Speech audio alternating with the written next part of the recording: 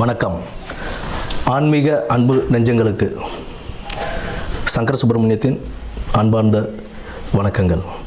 இப்போ நம்ம பார்க்க போகிறது மாசி மாதம் பற்றிய ஒரு சிறிய குறிப்பும், பின்னர் அந்த மாசி மாதத்தில் 12 ராசிக்காரர்களுக்கும் எப்படி இருக்குது அப்படின்றத பொறுத்து தான் இப்போ நம்ம பார்க்க போகிறோம்.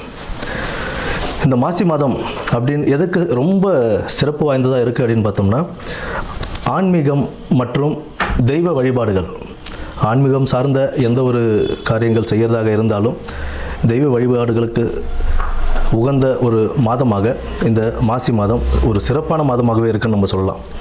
இதில் முக்கியமாக என்ன அப்படின்னு பார்த்தோம்னா, விஷ்ணுபதி புண்ணிய காலம்னு சொல்லுவோம்.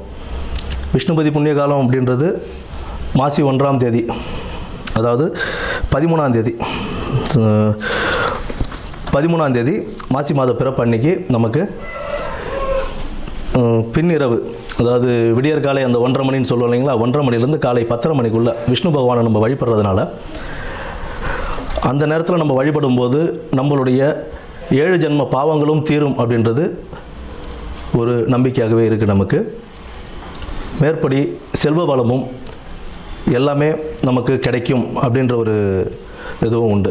விஷ்ணு பகவானை துளசி மாலை அணிவித்து நம்ம வழிபட்டுக்கிட்டு வந்தோம். பெருமாள் விஷ்ணு துளசி மாலை அணிவித்து அந்த விடியற்காலை 1:30 மணியிலிருந்து 10:30 மணிக்குள், காலைல 10:30 மணிக்குள்ளே நம்ம வணங்கிட்டு வரும்போது நமக்கு உண்டான செல்வ வளமும் கிடைக்கும் அப்படின்றது சொல்கிறாங்க. குடும்பத்தில் ஒரு மகிழ்ச்சியும் நிலவும், இருக்கிற பிரச்சனைகள்லாம் படிப்படியாக குறைய ஆரம்பிக்கும். அதாவது இத்தனை வருடத்தில் நீங்கள் ஏகாதசி விரதம் இருந்திருப்பீங்க அப்படின்னா, அந்நிய தினத்துக்கு விஷ்ணுபதி புண்ணியகாலம் அப்படின்ற அந்த தினத்தில் நம்ம விஷ்ணுவை வழிபடும் போது எத்தனை ஏகாதசி, பல ஏகாதசிகள் விரதம் இருந்ததுடைய பலன் நமக்கு கிடைக்கும் அப்படின்றதும் சொல்கிறாங்க. அடுத்தது பார்த்தோம்னா, இந்த மாசி மாதத்திலேயே சிவராத்திரி, மகா சிவராத்திரின்னு சொல்லுவோம். மாசி மாதத்தில் வரக்கூடிய சிவராத்திரியை, அந்த சிவராத்திரி சிவபெருமானுக்கு உகந்த ஒரு தினமாக நம்ம அதை கொண்டாடிக்கிட்டு இருக்கோம், மகா சிவராத்திரியை. அடுத்து மாசி மகம், அம்பிகை ஜனிச்ச நாளாக அந்த மாசி மகத்தை நம்ம வணங்கிக்கிட்டு வரோம். அம்பிகைக்கு ரொம்ப உகந்த நாள் அந்த நாளில் தான் நமக்கு இந்த நீராட்டெல்லாம் செய்வாங்க. கடலில் போய் குளிச்சுட்டு வர்றது, இந்த மாதத்தில் அதெல்லாம் செய்யும்போது கடலில் குளிக்கிறது, ஆன்மீக ஸ்தலங்களுக்கு போயிட்டு வர்றது, இதெல்லாம் ஒரு பெரிய புண்ணியத்தையே தரக்கூடிய ஒரு மாதமாக இந்த மாசி மாதம் அவ்வளோ சிறப்பு வாய்ந்த மாதமாகவே இருக்குது.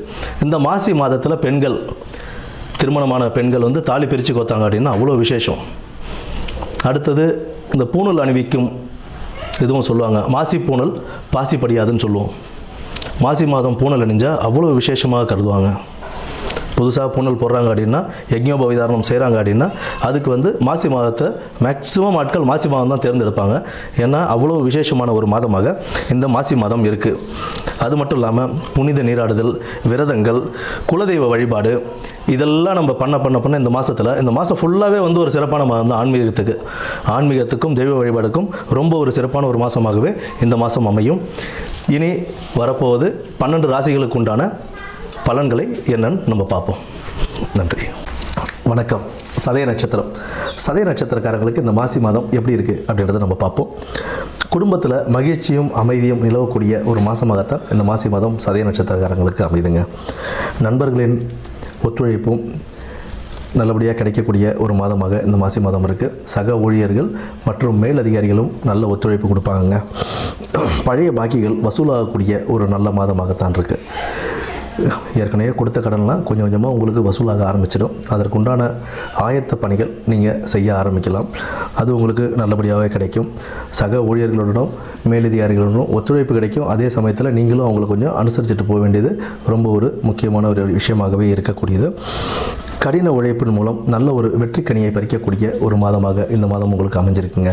வேலை பளு சற்றே கூடுதலாக இருந்தாலும் உங்களுடைய கடின உழைப்பு அவை அனைத்தையும் மாற்றி நல்ல முறையில் அந்த வேலையை முடித்து கொடுத்து ஒரு நல்ல பெயரும் வாங்கக்கூடிய ஒரு மாதமாகத்தான் இந்த மாதம் உங்களுக்கு அமைஞ்சிருக்கு.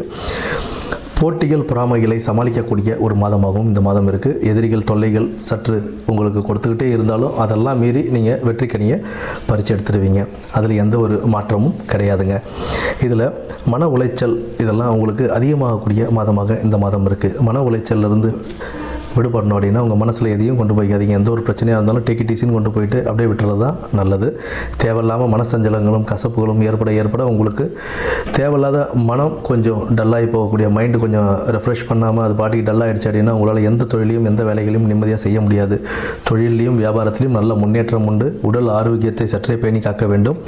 இயற்கையான உணவுகளை எடுத்து நல்ல ஒரு ஆரோக்கிய உணவுகளை சாப்பிட்டு கொஞ்சம் உடம்பை ஆரோக்கியமாக வச்சுக்கிறது, ஆரோக்கியத்தை மேம்படுத்திக்கிறது ரொம்ப நல்லதுங்க. அஷ்டமி அன்னைக்கு பைரவர் வழிபாடும் எல்லா ஞாயிற்றுக்கிழமையும் துர்க்கை வழிபாடும் பண்ணும்போது உங்களுடைய ஆரோக்கியமும் மேம்படும், தொழிலையும் நல்ல ஒரு வளர்ச்சி உண்டாகக்கூடிய ஒரு நல்ல மாதமாக இந்த மாசி மாதம் அமையும். நன்றி, வணக்கம்.